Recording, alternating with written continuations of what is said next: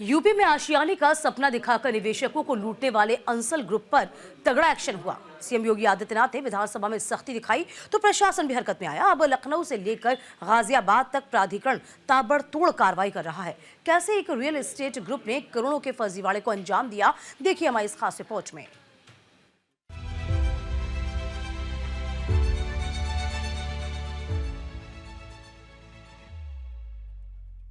UP में hi tech city और आलीशान घरों के सपने दिखाकर बायर से करोड़ों रुपए की धोखाधड़ी करने वाले अंसल ग्रुप की अब उल्टी गिनती शुरू हो गई है। मुख्यमंत्री योगी आदित्यनाथ की सख्ती के बाद अंसल ग्रुप पर ताबड़तोड़ एक्शन जारी है। एमओयू कोई भी कर सकता है, लेकिन उसका एमओयू जमीन पे नहीं आया, उसको सरकार ने सम्मान नहीं दिया। आपने क्या, मॉनिटरिंग हो रही थी और एक एक चीज की मॉनिटरिंग होती है और मॉनिटरिंग करते करते जब पकड़ में आया तो उसको जहां जाना था वहां पहुंचा भी दिया, जहां जाना था वहां पहुंचा भी दिया है। लेकिन आपका भी नमूना देखने को मिला है, जिसके खिलाफ एफआईआर दर्ज करने का मैंने आज आदेश दिया है। ये अंसल तो आप ही की उपस्थिति थी, आप ही के समय में उसको उसकी सारी इलीगल मांगों को पूरा करके निवेशकों के साथ और होम बायर्स के साथ धोखा हुआ है। ये सब समाजवादी पार्टी के समय में सारे काम हमारे सामने, उसको हमने कभी उसको ध्यान को नहीं किया। आपने उसके लिमिट को बढ़ाया था, हमने उसको घटाया था और शिकंजा कस करके आज उसको इस स्थिति में पहुंचा देंगे। अगर एक भी होम बायर के साथ धोखा किया तो सारी प्रॉपर्टी को भी जब्त कर लेंगे। किसी होम बायर के साथ खिलवाड़ नहीं होने देंगे।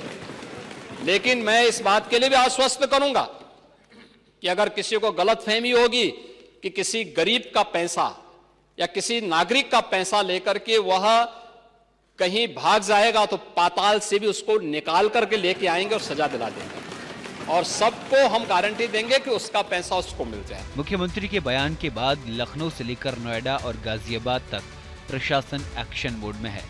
एलडीए ने तुरंत एक्शन लेते हुए अंसल एपीआई के खिलाफ गोमती नगर थाने में एफआईआर दर्ज कराई है। इस एफआईआर में अंसल प्रॉपर्टीज एंड इंफ्रास्ट्रक्चर के प्रमोटर सुशील अंसल, उनके बेटे प्रणव अंसल, सुनील कुमार गुप्ता और निदेशक विनय कुमार सिंह का नाम शामिल है। मुकदमे के बाद अब अंसल ग्रुप से जुड़े तमाम प्रोजेक्ट की बारीकी से जांच चल रही है। लखनऊ में जमीन घोटाला करने वाले अंसल पर सीएम मुख्यमंत्री योगी आदित्यनाथ के आदेश पर अब कड़ी कार्रवाई हुई है।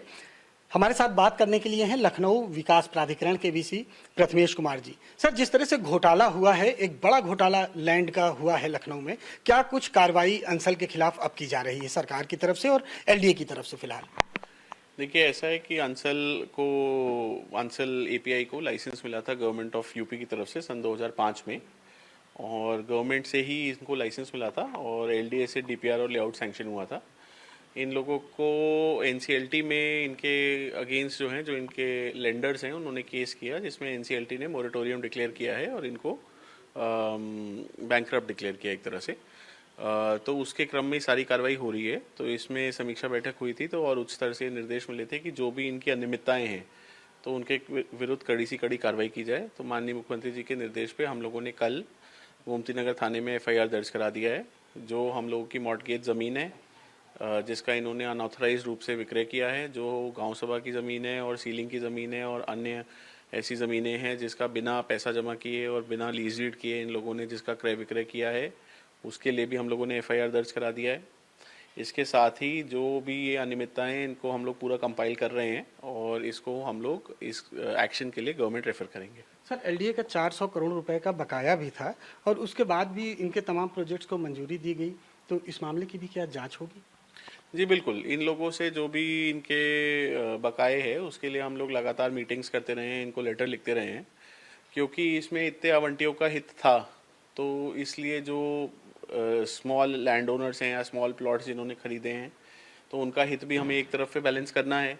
तो इसलिए हम लोग इनके समय समय पे जो मैप्स हैं वो अप्रूव करते रहे हैं ताकि जो स्मॉल प्लॉट ओनर्स हैं उनका नुकसान ना हो।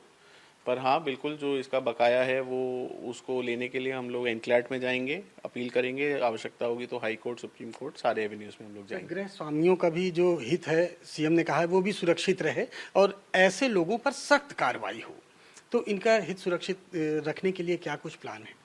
अब वर्तमान में तो एनसीएलटी ने आईआरपी अपॉइंट किया है, कोई मिस्टर गुप्ता हैं, उनको इंडिपेंडेंट रिजोल्यूशन प्रोफेशनल के रूप में नियुक्त किया गया है। तो जो सारे एसेट्स हैं वो तो उनके पास हैं, बट हम लोग प्रपोजल भेजेंगे इसमें सीएम सर के निर्देश हैं, हाउसिंग डिपार्टमेंट का इंस्ट्रक्शन है कि एलडीए इस पर विचार करे कि क्या वो इस टाउनशिप को टेक ओवर कर सकता है।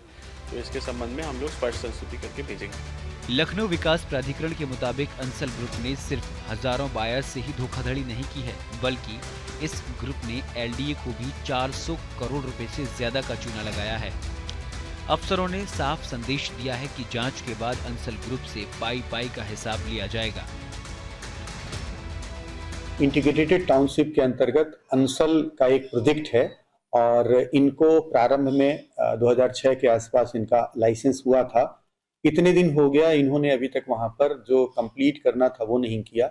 अभी जो वहां के निवासी हैं उनके द्वारा लगातार शिकायत प्राप्त होती रहती है कि जो प्लॉटेड डेवलपमेंट है वहां पर इनके द्वारा जो वादा किया गया था या जो एग्रीमेंट किया गया था उसमें वो वहां डेवलप नहीं कर रहे हैं, लोगों को चीट कर रहे हैं कि अगर किसी को एक प्लॉट देने की बात थी उनसे पूरा पैसा भी ले लिया और उनको प्लॉट नहीं दे रहे हैं।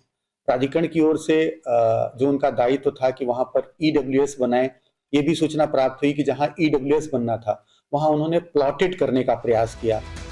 गाजियाबाद विकास प्राधिकरण ने भी real estate firm Ansal properties पर शिकंजा कसना शुरू कर दिया है। जीडीए ने अंसल ग्रुप पर धोखाधड़ी का आरोप लगाते हुए मुकदमा दर्ज कराया है। जीडीए का आरोप है कि बिल्डर ने डूडाहेड़ा की जमीन पर इंटीग्रेटेड टाउनशिप योजना में फर्जीवाड़ा किया। प्रोजेक्ट के तहत गरीबों के लिए 848 घर बनाए जाने थे, लेकिन अंसल ग्रुप ने सिर्फ 160 घरों का ही निर्माण कराया, बाकी जमीन पर प्लॉटिंग कर बेच दिया। आरोप है कि ग्रुप ने सार्वजनिक उपयोग के लिए आरक्षित जमीन का भी सौदा कर दिया।